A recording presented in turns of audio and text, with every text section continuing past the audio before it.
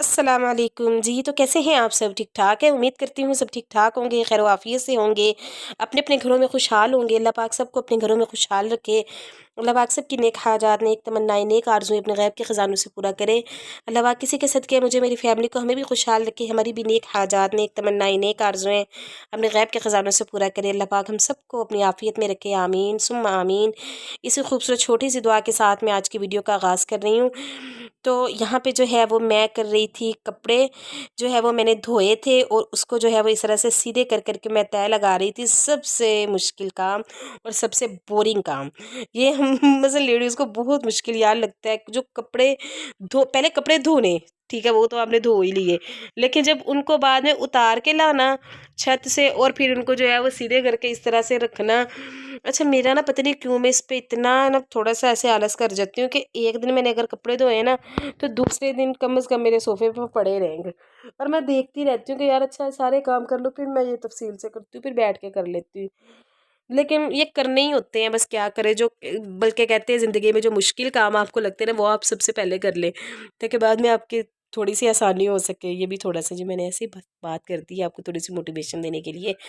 अच्छा जी, यहाँ पे जो है वो इसी तरह से कपड़े जो है वो मैं तह लगाती जा रही थी। मैं इस तरह से ना कपड़े मसल तह लगा-लगा के ना पास ही रखती जाती हूँ।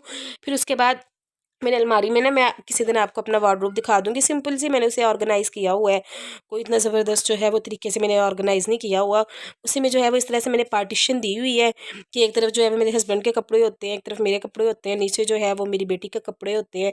तो हम 3 लोगों को ये कपड़े होते हैं। नीचे वाला जो बड़ा है ना मसलन मेरी बेटी रुमैसा के लिए जो है वो सारा ही मैंने ना समझो उसको दिया हुआ है, क्योंकि उसके कपड़े आपको पता है बच्चों के कपड़े सबसे ज़्यादा होते हैं और फिर सबसे ज़्यादा मेस भी बच्चों ने फैलाना होता है। क्योंकि हमें तो पता होता है ना कि यार ये कपड़े मैंने यहाँ पे रखे, मैंने इस तरह से निकाल के पहन लेने हैं, और हमारा माइंड भी पहले से हमने माइंड बनाया होता है आज मैंने फलां सूट पहन लेना है।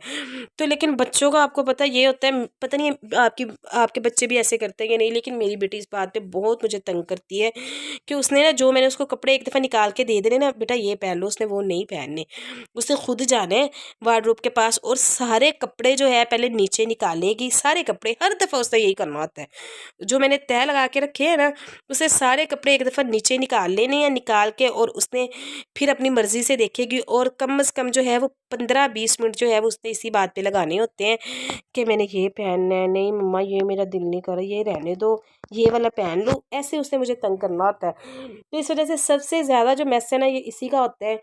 तो बहुत बस अब क्या करें बच्चों के साथ, तो ख़ासकर जब बच्चे इस तरह से थोड़ा-सा, पहले तो छोटी थी ना, जो दे दिया वो पहन लिया, लेकिन जब बच्चे इस एज में आ जाते हैं ना, मसलन 9 इयर्स 10, जैसे कि जब बच्चे थोड़े से बड़े हो रहे होते हैं और वो दुनिया को कहते हैं कि अपने तरीके से देखना चाहते हैं, और फिर उनको ये होता है कि मैं अपने तरीके से ये काम करूँ, ये काम मम्मा ने ऐसे किया है ना, तो नहीं मैं अपने तरीके से ऐसे करूँगी। तो बस अब ये हो रहा है उसका। तो आजकल जो है ना वो बहुत ज़्यादा मुझे ना इस बात पे तंग करती है कि कपड़े उसने मेरी मर्ज़ी के नहीं पहनने, बल्कि अपनी मर्ज़ी से जो है वो उसने निकालने हैं, और फिर घंटा-घंटा सोचेगी और फिर जो है वो उसने करना होता है। तो इसलिए जो है ना वो उसके लिए मैंने एक मसलन खाना उसमें रखा हुआ है वार्डरोब में, जो उसी के लिए होता है। वहाँ से फिर मैं उसके कपड़े निकाल के दूसरे तीसरे दिन जो है वो मैं सेट करके रख देती हूँ। लेकिन जैसे मैंने सेट करने होते दूसरे दिन फिर उसने भी खेर देने होते हैं। खैर, तो ये रोना तो चलता ही रहता है। तो आपके बच्चे भी क्या ऐसा करते हैं ना, मेरे साथ ज़रूर शेयर कीजिएगा। अच्छा, जैसे अब मैं आपको बताऊँ, ये वाले जो कपड़े हैं ना, ये इस तरह से मैंने इसके हैंगर में, जो इसके 3-4 सूट इस तरह से हैं जो बिल्कुल न्यू है ना, तो मैं इस तरह से हैंगर में लटका देती हूँ दूसरे खाने में, ताकि वो जब भी कहीं अचानक से जाना पड़े तो फ़ौरन से निकाल के ना ये पहन सके, मुश्किल ना हो मसलन ना। अच्छा, तो इसने भला क्या किया, पहले ये सुबह ना अपने बाबा के साथ जाने लगी थी, तो इसने जो है ना ये कब्रिस्तान जाना था इसने अपने बाबा के साथ, ये मुहर्रम की वजह से। तो इसने क्या किया, पहले ये वाले कपड़े निकाले हैं, ये इसने पहने हैं, और एक दफ़ा जब पहन लिए ना, तो पहले इसने ज़िद की। पहले मैंने इसे कहा बेटा ये कपड़ों पे ना थोड़ी-सी मसलन ना इस पे इस तरह से यानी कि एम्ब्रॉयडरी हुई हुई है, थोड़ा मोटा है, तो आप ना ये वाले कपड़े आपसे नहीं पहने जाएँगे, आप हल्के वाले कपड़े पहन लें। नहीं मम्मा मैंने यही पहनने हैं, मैंने यही पहनने हैं। अच्छा चलो, मैंने कहा पहन लो। जब पहन लिए हैं, एक दफ़ा इसने पहने, 5 मिनट इसने पहने हैं, और फिर बाद में नहीं मम्मा मुझे इसमें जो है ना गर्मी लग रही है, मैंने दूसरे वाली फ्रॉक पहननी। फिर इसने जो है वो वाले उतार के रख दिए, वैसे ही बिल्कुल उतार के रख दिए, और फिर बाद में इसने दूसरे वाले पहने। तो ये इसी तरह से करती है कि मसलन ना इसे के बात नहीं माननी, जब बच्चों का मतलब बस मैंने नहीं ये काम करना है। अच्छा, फिर कह देती, मैं भी ज़्यादा ज़िद नहीं करती, तो चलो ठीक है आपकी मर्ज़ी है कर लो। फिर जब वो कर लेती है, फिर बाद में खुद तक जब तक खुद समझ नहीं ना आती कि ये काम सही नहीं, तब तक नहीं इन्होंने मानना होता। तो बस क्या करें बच्चों को कहते हैं कि आग को जब तक खुद हाथ ना लगा ले तब तक उनको समझ ही नहीं आती कि आग गर्म है। जितना मर्जी बच्चों को बताया जाए लेकिन उन्होंने खुद अपने हाथ से देखना होता है, वो हिसाब होता है बच्चों का। अच्छा जी, इतना ज़्यादा आज भाषण बच्चों पे ही हो गया है। तो खैर ये हमारी ज़िंदगी का इम्पोर्टेंट हिस्सा है और बच्चों की बात तो है वो तो लाजमी होती है, आपको पता है।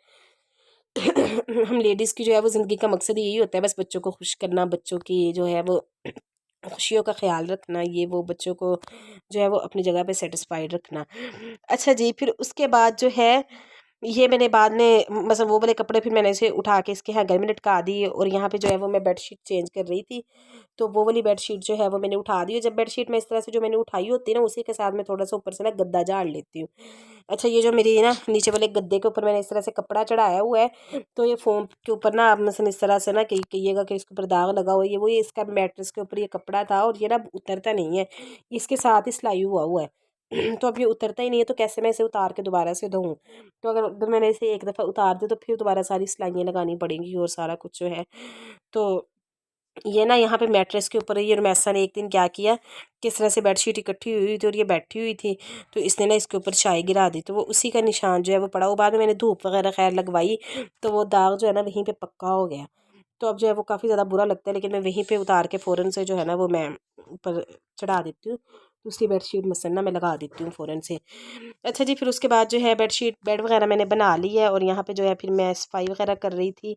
सारी चीज़ें जो है वो इस तरह से पहले मैं डस्टिंग इसकी कर लूँगी और फिर इसके बाद जो है नीचे मैं झाड़ू लगा लूँगी। और यहाँ पे जो है ये मैसा का मैंने जो इसका राइटिंग टेबल है वो मैंने साफ़ करके रखा है और यहाँ पे जो है फिर मैं सफाई कर रही थी। इस तरह से ना क्लीन बिछाने का फ़ायदा भी मुझे बड़ा हो गया है। यहाँ पे आराम से जो है वो नमाज़ वगैरह पढ़ी जा सकती है, आराम से मैं बैठ जाती हूँ। कितनी दफ़ा जो है वो कितने ऐसे काम थे कि कमरे में ना बैठने की जगह ही नहीं थी, तो बड़ा दिल करता था कि नीचे कोई बैठने की जगह हो। हर हर चीज़ पे जो है वो बेड पे चढ़ के बैठना पड़ता था। फिर जब मैं ऐसा खेलती थी तो वहीं साथ बैठ के खेलती रहती थी और वहीं साथ बैठ के अगर मैंने मसलन लेटना हो, इसके बाबा ने लेटना हो, तो फिर ना वो बड़ा मसला होता था और ज़्यादातर मसला जो है वो खाना खाने का होता था। तो ये जब से क्लीन मैंने बिछाया है ना, मुझे बड़ी इसकी आसानी हो गई है। तो इतनी सी जगह जगह खाली थी और अब जो है मैंने कहा कि सर्दियों में इसका बड़ा सुकून हो जाएगा, कि सर्दियों में नमाज़ वगैरह पढ़ने का ना बड़ा सुकून हो जाएगा। तो वैसे भी अगर बैठना हो तो मतलब अच्छा लगेगा। लेकिन यहाँ पे ना ये है कि इसका सफाई का बड़ा मसला आ रहा है। साइड पे जो जगह बच गई है ना, यानी कि सोफ़े के नीचे और ये इधर से जो है ना वो सफाई फिर बड़ी मुश्किल से होती है। तो वो फिर ना मैंने यही सोचा, मैंने कहा मैं ऐसे किया करूँगी कि ना जो डेली सफाई करनी होती है वो तो इस तरह से पोंछी सिर्फ नीचे ना अच्छे नीचे से सही तरह करके लगा दी, क्योंकि नीचे कौन सा इतना गंद तो पड़ा नहीं होता, तो पोंछे वगैरह से सारा निकल आया करेगा। और ना फिर 8वें 10वें दिन जो है वो इस तरह से क्लीन उठा के, फिर आपको पता है बेड उठा के नीचे से निकालना पड़ना, ये भी कोई आसान नहीं है। तो फिर ये निकाल के ना फिर इसको साफ़ कर लिया करूँगी। तो यहाँ पे जो है वो एंड से मैंने है ना थोड़ा सा उठा दिया क्लीन, तो यहाँ से नीचे से मैंने अच्छे से कूड़ा निकाल लिया। ठीक है जी, सही से सफाई हो गई है, तो आसानी हो गई थी थोड़ी सी।